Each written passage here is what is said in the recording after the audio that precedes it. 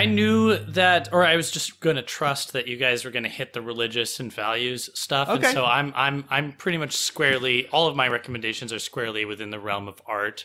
And I also just wanted to be a little edgier with some of my selections. Okay.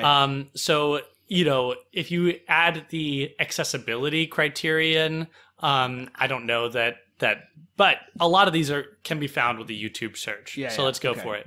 Number 5 is Meshes of the Afternoon, directed by Maya Deren in 1943. Oh, this is like the quintessential art film. I think it's about like 15 minutes long. A lot of my choices are short films because that is a neglected category on the list. Even though we have the Decalogue, you know, it's like you can't really make the case for a 10-part, you know, like series being exemplary of the short film format. But one of the things that Meshes of the Afternoon does that isn't represented on the list, aside from being like, yeah, this sort of like pure art film, it's a very experimental film. It's surrealist. You don't really have a lot of examples of surrealist cinema on this list. But it's also, importantly, a really low budget independent film. This was made by Maya Deren and her husband, I think like over the course of a weekend in their like Hollywood home. It employs a lot of like really ingenious effects and little devices. You don't need, and you know, this is a controversial statement, but you don't need the big budget studio film to do something of high artistic merit. And I think that Meshes of the Afternoon is a example example of that. What are these meshes? Dude, it's a weird film. It doesn't have a clear narrative.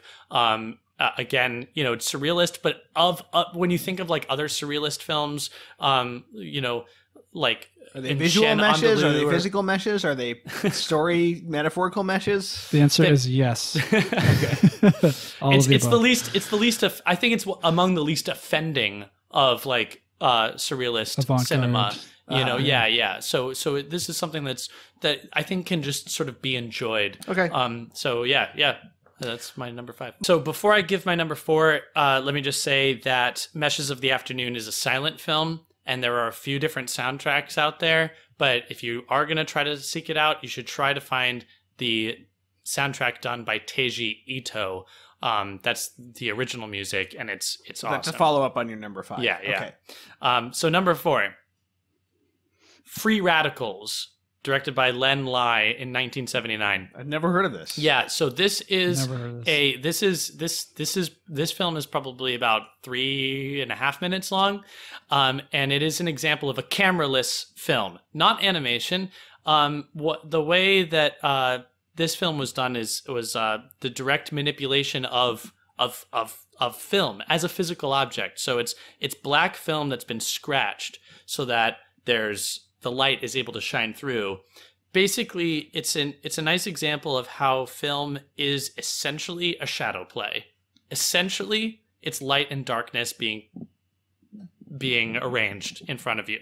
And so this is pared down to its like most basic element. It's these scratches that are made directly onto the film and then create a kind of visual again, it's film as a visual medium, as a something that's not delivering a story, but is being appreciated as a work of art. So I think that's why I included on here as an example of cameraless film that's not animation, emphasizing film as a physical artifact, and also. You can also argue that it's an example of the music video, because a lot of what Len Lai does is he's matching the scratches and the images that he's making on the film up to the music that it's got these African drums that are playing, and there's like a kind of choreography there. So it's technically impressive in that sense, but it also sort of is like an early example of how the music video is its own form that can produce some excellent results as well. Okay, I'm liking these off-kilter picks. Yeah. I wanna. Can I put you on the stand for a moment, James? Sure. I'm loving how hard you're swinging for, like, you know, this kind of stuff. Experimental film. Yeah. But I will ask. Yeah. Certainly you can make a historical case for it. Certainly you can make a intellectualized case for it. Kind of like as like a going to the philosophical extremes of what film is. Can you make a case from beauty for this film? I think so. I think that I think that again, this is subjected to subjective taste. It's a question of taste. One of the films that I considered including instead of this is one by an experimental filmmaker who works in a similar manner, Stan Brakhage. And this film, his film was called that I was thinking of was called Mothlight, where he took like actual, like wings of moths and like grass and different sort of physical objects and put that onto his film and project. They had to be translucent so that the light could pass through. Now there is like a certain beauty in that.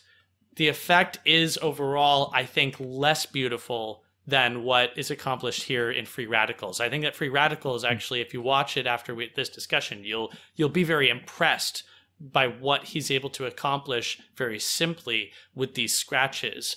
The scratches might not seem like much, but then it's in the way that he begins to use them and choreograph them with the music and the effects that he's able to reproduce. There's some moments where it's almost like you see a 3D object being rotated, but it's being produced from a sequence of scratches across this film, meticulously, frame by frame by frame by frame.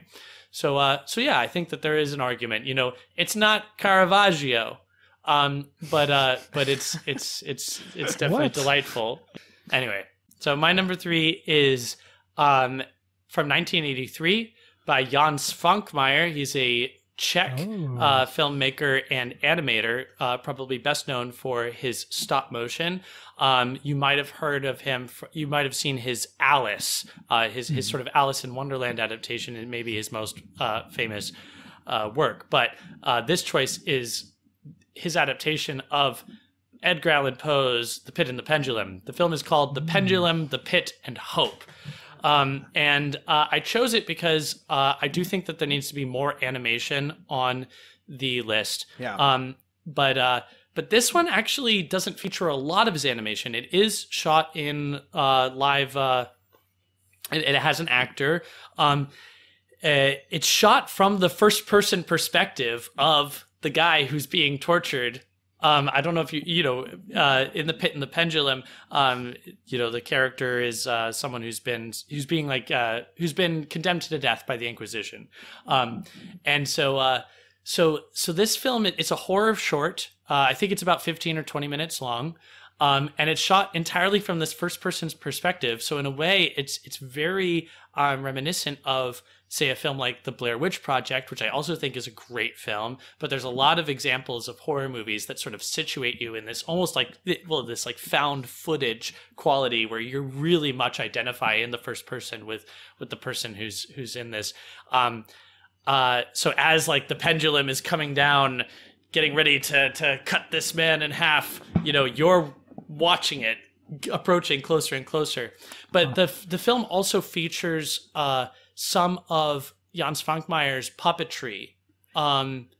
There is a little bit of stop motion, but there's some incredible puppetry in this that's quite horrific. All your picks are films you were shown in class in art school. That's not true. That's not true. That's not true. Okay. No, Jan Svankmajer I discovered when I was in Vienna. I went to the... Oh, okay. What? At the Biennale. Listen, yeah, Meshes of the Afternoon I also discovered at an art museum in Los Angeles during the summer when school was not in session. Okay. So this is not... I was introduced to Stan Brakhage in art school, but Len Lai I discovered on my own. All right. But I am sort of illustrating here that my interests in film have also veered into the more experimental. I find those to be very rewarding as well. And I also think that they deserve a spot on a sort of a list that's recapitulating 100 years of cinema, because you look at the earliest stuff, and I considered this. I considered including the Lumiere brothers film on there, because you look at the earliest stuff, and there's stuff genuinely to be enjoyed there, and it's experimental, you know. Yep. But yeah, the Pendulum, the Pit, and Hope. I think it's a good example of puppetry. It's a good example of horror, and it also sort of does double duty in hitting like the animation, the stop motion as well. And again, like short films. I'm a big fan of short films. Yeah. Nice. Okay, so James, your number two, right? Yeah. Before I say that, I mentioned that Jan Svankmajer is Czech. Len Lai is from New Zealand, and I don't think that there was any New Zealand director on the list. Okay, so all right. Or there will be. Right, there right. will be. There will be. So number two is La Jetée, Chris Marker, 1962. This is another experimental short film, but it's science fiction. It's dystopian. It's interesting for a lot of reasons, but one of them most noticeably being that it's entirely still photography. So it's one still photographed after another with some narration that's telling you the story that you're seeing. So it's moving pictures in the sense that you're getting this moving montage of still images, except for a crucial moment when there's a few fleeting seconds of movement. I think the effect is sublime. I think that the film is genius, and that's why it's in my number 2 spot. Nice. Yep. Yes. Nice. You've seen it, Nathan? I have, yeah. Yeah. It's been a while. I'm a bit fuzzy, Yeah. but Sublime it's- is a good it's- word. I was looking for that, but I missed it. I was trying to describe Andrei Rublev. Yes, sublime. That's why it's number 1. Good point. Okay. La Jetée, totally. I just want to say, like, it's singular in that sense. You watch it and you're like, I didn't know this is possible. Yeah. Like, it just. Yeah. Well, I'm gonna have to watch all these. And films. Chris Marker's James very has been- cool, but I think that this one is my favorite, and it's one that I've returned to many times, and at no point have I ever I've yet to exhaust its coolness. Did Chris Marker make a Tarkovsky documentary, or is that somebody? He with a did, similar yeah. He name? did One Day in the Okay, Life of Andrei I Arsenovich. watched that. Okay. Yeah. Yeah, great doc. Yeah. Cool. Yeah, I'm gonna have to watch all these films you're listing, James. Totally. You're the one who's bringing up most things that I haven't seen. Life in a Day from 2011, directed by Kevin MacDonald. This was a film that was crowdsourced. It was produced by YouTube and others. And its gimmick was to basically collect a lot of submissions of footage shot by regular people on July 24th, 2010, and build it into a documentary. Documentary. That's a category that's lacking on the list. But I also think that this film, it's very on theme for a Vatican film list. I think that the Vatican nowadays would be very into choosing this movie as one of their movies, because it's like very illustrative of like the brotherhood of man and like the earth. But the reason I choose it, and the reason why it's stuck with me since I saw it back in 2011, is that it's really capturing a moment. And of course, I didn't know this at the time, but I took a look at it again in preparation for this episode, and it confirmed for me that it's like a time capsule of social media really at its zenith. This was 2010. Like, all of the promise and the optimism of social media was really like at its like highest pitch at that moment, where we were all really believing in like what social media could do to connect people and like make the world a better place. If you think about YouTube in 2010, just how much better of a place that was than it is now, then you might understand why this is a much better film than the second attempt that was done in 2020. I didn't even watch the whole thing. All I took was a cursory glance at, they did another Life in a Day in 2020, the same kind of shtick, and it's just like, it's nowhere near. There's a kind of purity, there's a kind of almost like juvenile, like unassumingness to it, a lack of self-consciousness. Okay. That's just really, really nice. So I think it's also an interesting It's also representative of this new era in cinema where everybody has a camera in their pocket and everybody has now become like a little filmographer, and it's an important way that we relate to the moving image now. And so I think that this earns it a spot on the Vatican Film List. Yeah. Interesting.